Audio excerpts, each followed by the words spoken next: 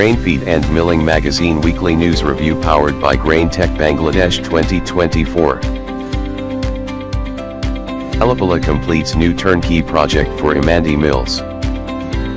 Conveyor Components Company presents the Model RMS non-contact motion control.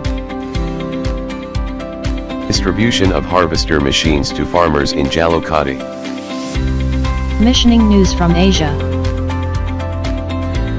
Rice prices hit a 15-year high amid supply concerns and rising demand. ENU joins Victam to push investment in animal feed and complete animal health businesses through the Victam Asia event.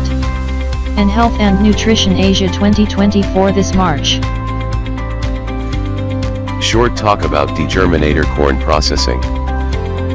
Analysis of rolling motion of rice milling mechanism. A regular advertiser.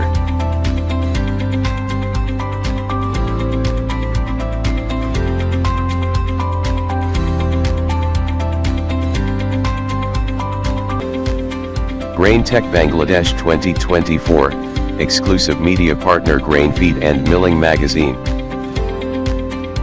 Victam Asia 2024 media partner Grain Feed and Milling Magazine. Thanks for watching.